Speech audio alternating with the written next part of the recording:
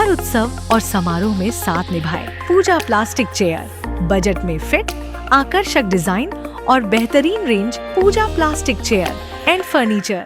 बात करते हैं साइबर ठगी के उस खौफनाक तरीके की जिसे डिजिटल अरेस्ट कहा जाता है। भोपाल में एक बुजुर्ग दंपति को साइबर ठगों ने करीब 97 दिन तक, जी हाँ 97 दिन यानी 3 महीने से ज्यादा वक्त तक डिजिटल अरेस्ट बनाकर रखा और बड़ी ठगी की वारदात को अंजाम दिया। जालसाजों ने खुद को दिल्ली पुलिस का अधिकारी, चीफ इन्वेस्टिगेशन ऑफिसर और सुप्रीम कोर्ट का जज बताया और इस बुजुर्ग दंपति को करोड़ों के मनी लॉन्ड्रिंग केस में फंसाने की धमकी दी। डर के चलते दंपति ने अपने जेवर गिरवी रखकर करीब 22 लाख रुपए ठगों को दे दिए और इसके बाद भी ठगों ने निगरानी बंद नहीं की।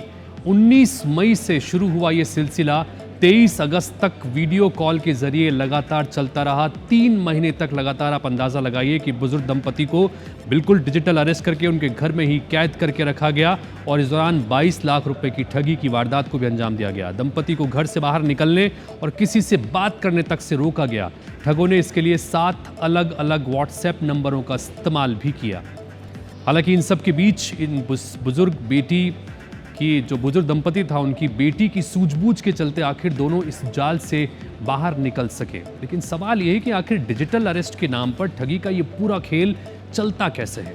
तो न्यूज़ लैब में इसकी टेस्ट करते हैं, जानने समझने की कोशिश करते हैं कि आखिर कैसे इतनी बड़ी ठगी की वारदात को अंजाम होता है। सबसे पहले सबसे ज़रूरी बात यह कि भारत में डिजिटल अरेस्ट नाम की कोई कानूनी प्रक्रिया नहीं है, यानी कोई पुलिस अधिकारी, ईडी, सीबीआई या दूसरी जांच एजेंसी आपको फ़ोन या वीडियो कॉल पर घर में कैद करके पूछताछ नहीं करती है।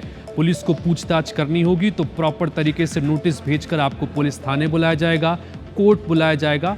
आपको कभी भी व्हाट्सएप के जरिए, वीडियो कॉल के जरिए बातचीत नहीं की जाएगी।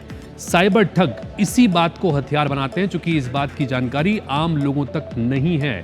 पहले किसी बड़ी जांच एजेंसी का अधिकारी बनकर कॉल करते हैं, फिर गिरफ्तारी वारंट, फिर मनी लॉन्ड्रिंग या किसी गंभीर अपराध में फंसाने का डर दिखाते हैं। इसके बाद वीडियो कॉल पर लगातार निगरानी शुरू होती है।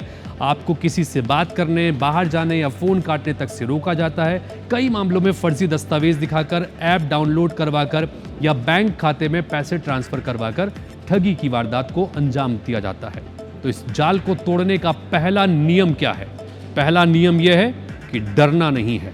कोई अधिकारी अगर फ़ोन पर गिरफ्तारी का डर दिखाकर पैसे मांगता है तो कॉल काटिए, किसी भरोसेमंद व्यक्ति से बात कीजिए और पुलिस को इस बात की सूचना ज़रूर दीजिए। किसी अनजान व्यक्ति के कहने पर ऐप डाउनलोड बिल्कुल भी ना करें।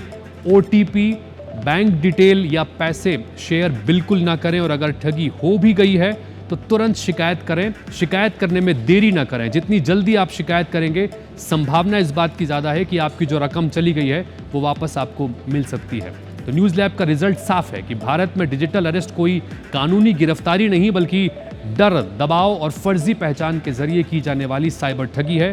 तो सतर्क रहें, सावधान रहें और अपने करीबियों को भी सावधान करें, क्योंकि सवाल आपका है।